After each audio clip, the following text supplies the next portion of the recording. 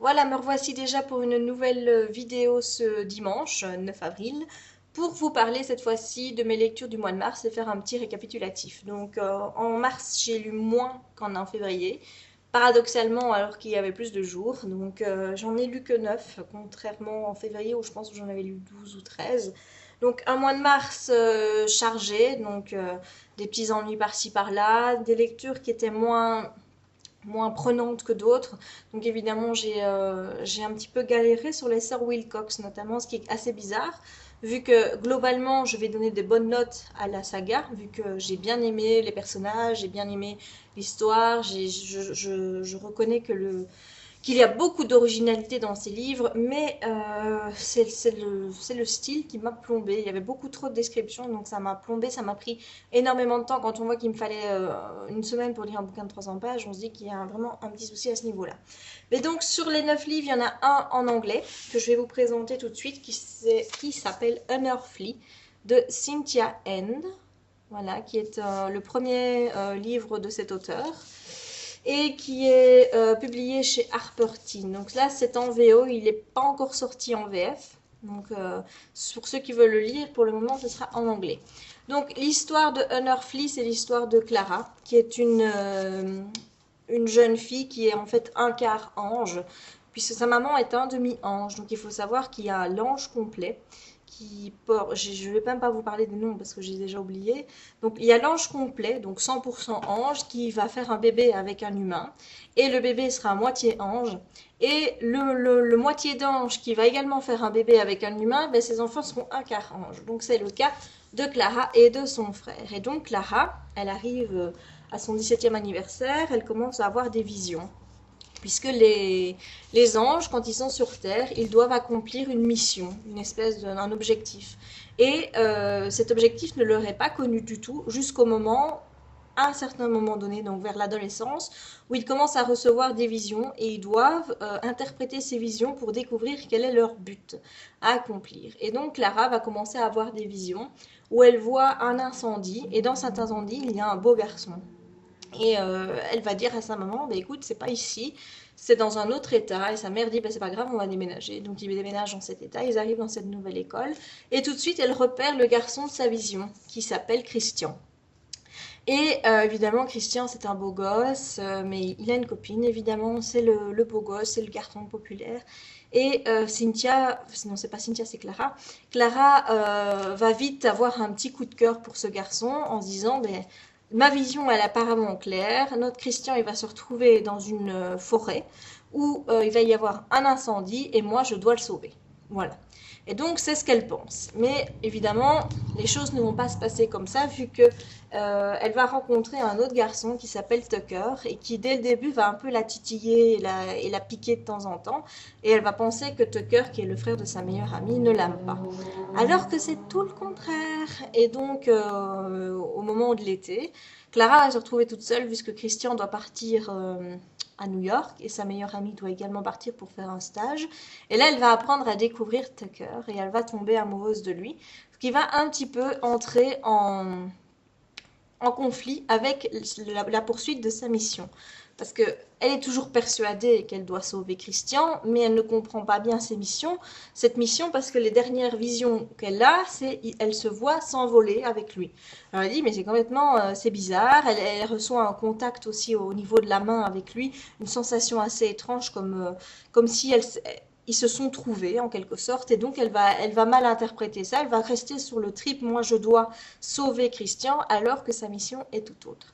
Voilà, et donc le tome se termine sur Christian et elle qui savent pas trop ce qu'ils vont devoir faire. Mais je peux pas vous en dire plus puisque je vous gâcherai le plaisir de la lecture. Surtout que franchement, j'ai pas l'habitude de lire des histoires d'anges, mais celle-là m'a vraiment beaucoup touchée. J'ai beaucoup aimé le personnage de Clara.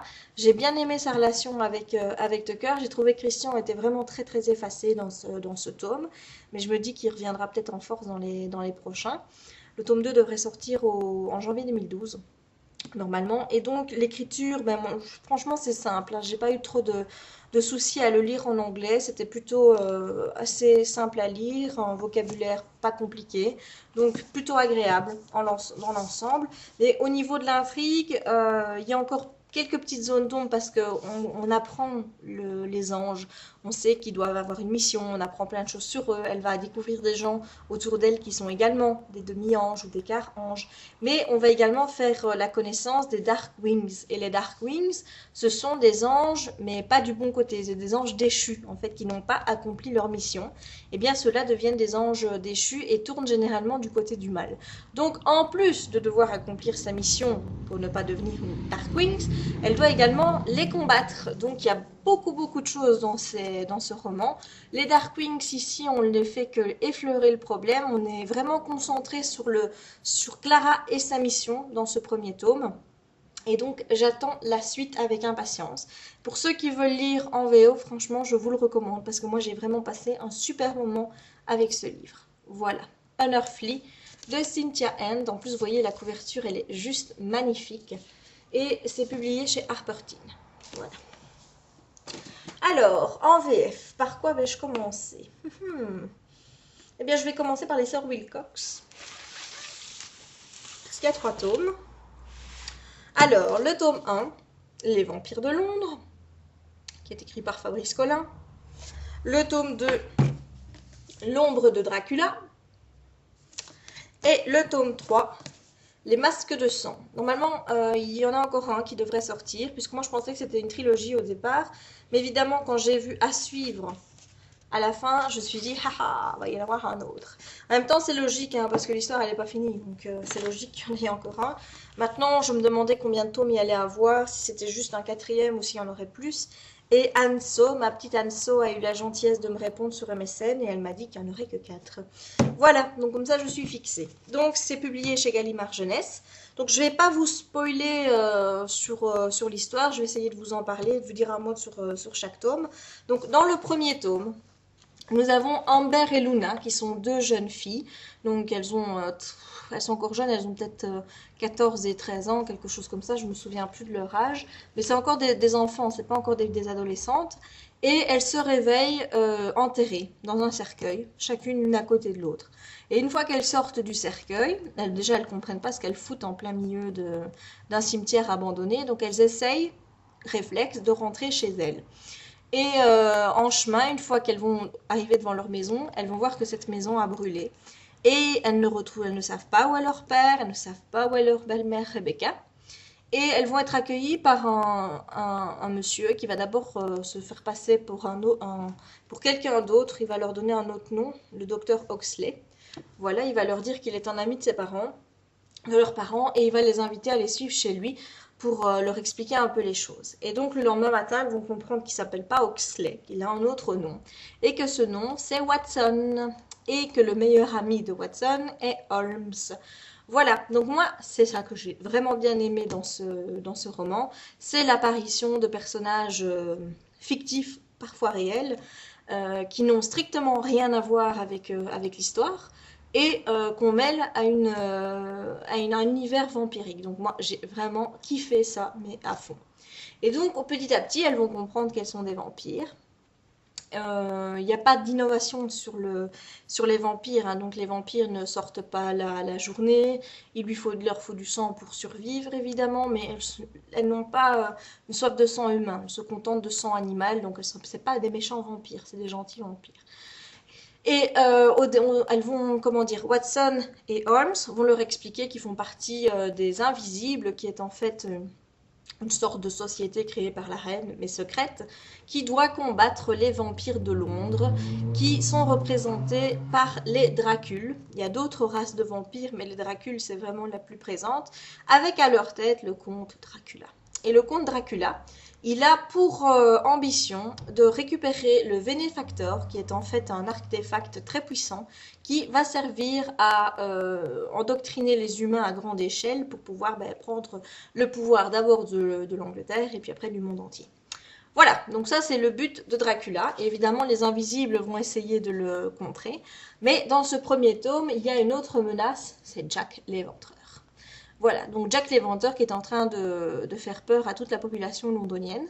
Et donc les demoiselles, les sœurs Wilcox vont essayer de découvrir qui est Jack l'Éventreur et de le mettre hors d'état de nuire. Donc ce premier tome effleure le problème de Dracula, on en parle mais on n'en parle pas énormément. Mais donc ici, la menace Dracula, elle n'est pas encore énorme, c'est vraiment Jack l'Éventreur et surtout permettre aux sœurs Wilcox de commencer à appréhender leur nature de vampire, surtout qu'elles ne savent pas pourquoi elles sont devenues vampires, elles ne savent pas qui les a transformées, donc c'est un petit peu le flou.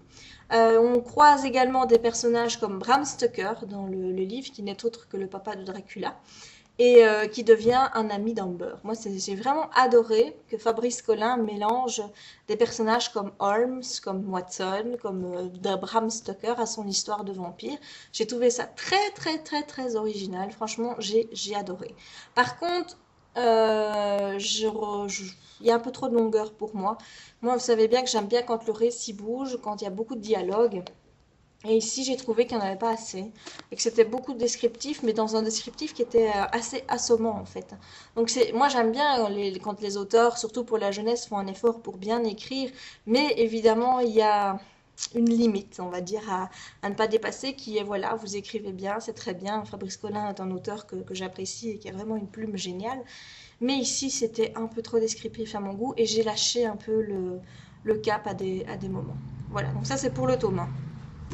Alors, le tome 2, c'est L'ombre de Dracula. Alors, celui-ci, je l'ai préféré au tome 1 parce que ça bouge plus, il y a beaucoup plus d'action et puis Amber et Luna sont séparées. Il y en a une qui reste à Londres et l'autre est kidnappée pour aller à New York pour récupérer donc une pièce du bénéfacteur pour le comte Dracula, ce qu'elle n'a pas du tout envie de faire d'ailleurs. Et donc moi j'ai beaucoup aimé ce tome-ci parce que bon, les deux sœurs sont très fusionnelles entre elles, elles peuvent pas se passer l'une de l'autre. Et ça me rappelle un petit peu la relation que j'ai avec ma sœur à moi. On est aussi très fusionnelles toutes les deux. Et quand on ne se voit pas, il faut qu'on se téléphone. Enfin bref, moi je ne sais pas rester 24 heures sans parler à ma sœur. Donc évidemment ici de les savoir séparées et de voir le mal-être qu'elles ont en se disant mais qu'est-ce qu'elle fait ma sœur, est-ce qu'elle va bien, est-ce qu'elle n'est pas en danger et compagnie. Moi j'ai vraiment adoré ce petit plus par rapport à la relation des sœurs Wilcox. Voilà, je vous en dis pas plus parce que sinon je vais vous spoiler pour l'histoire. En ce qui concerne la chronique, je ne l'ai pas encore faite à l'heure où je vous parle de ce bouquin. Elle viendra sur mon blog soit demain, soit cet après-midi. Je vais voir si j'ai le temps. Par contre, je suis un petit peu, je me tâte encore pour savoir si je vais faire une chronique unique ou si je vais faire la chronique avec le tome 3 ou si je ne sais pas encore parce que forcément, j'ai pas grand chose à dire pour le tome 2 et le tome 3 étant donné que c'est une suite de saga. J'ai les mêmes défauts qui reviennent, j'aime toujours les mêmes choses, donc à part ici ce petit plus avec les sœurs. Les tomes 2 et 3 bougent plus, donc il y a beaucoup plus d'action, donc j'ai les mêmes choses à dire sur les deux tomes. Donc je sais pas, je me tâte encore. Voilà, mais là c'est le tome 2, L'ombre de Dracula, toujours chez Gallimard Jeunesse. Et vous remarquez qu'on a changé la couverture avec un fond noir. Personnellement, je préfère largement celle-ci à la couverture du tome 1, que je vous remontre. Voilà, moi je préfère celle-ci. Je trouve que ça colle bien avec l'univers. Et le tome 3, les masques de sang. Donc ici, les sœurs sont réunies. Et là, elles essayent vraiment de déjouer les pièges de Dracula. Vu que ici, il y a aussi un autre danger. Il y a Selmek, ou je ne sais plus comment il s'appelle, un autre vampire qui est très dangereux. Et qui va un petit peu aussi asservir Dracula, qui n'est d'ailleurs pas très content et va essayer de se débarrasser de ce monstre. Et il est en possession de 3 parties du Vénéfactor. Et en fait, les filles vont partir à Venise pour essayer de rechercher la 4e pièce du Vénéfactor avant qu'elle tombe dans les mains des vampires. Voilà, ça c'est le pitch. Et donc toujours la même chose, ça bouge, c'est rythmé. Moi j'ai vraiment bien aimé, sauf évidemment ce côté un peu descriptif, un peu long. Bon, ou sinon c'est franchement une bonne saga que je recommande à tous les amateurs de vampires et de jeunesse. Donc je vous remonte les 3 tomes. Donc 1, Les vampires de Londres. 2, L'ombre de Dracula. Et 3, Les masques de sang. Voilà. Alors, côté vampire, tant qu'on y est, continuons. Les vampires Argenaux, tome 1, en cas d'urgence de Lindsay Sand, publié chez Milady. Alors, ce livre-ci, Franchement une belle découverte. J'ai vu que plein de gens, notamment dans le cadre d'un partenariat avec Livradic, l'avaient lu et ne l'avaient pas aimé parce qu'ils déploraient un manque d'action et qu'il ne se passait rien de particulier. Eh bien moi, ça m'a pas gêné plus que ça. Pas du tout. Moi, au contraire, j'ai bien aimé. Donc en fait, Les Vampires Argenaux, c'est une saga, une fresque familiale. Donc en fait, il s'agit d'une famille vampire. Vous avez en début de page. Et là, je regrette qu'on ait mis directement à jour comment dire, cet arbre généalogique. On aurait dû ne pas tenir compte de certains faits qui ne se produiront que dans les tomes suivants. Donc on est gravement spoilé. Donc ça c'est un petit peu chiant. Et donc voilà, vous avez tout un arbre généalogique avec les vampires argenaux, savoir quel lien de parenté il existe entre eux et compagnie.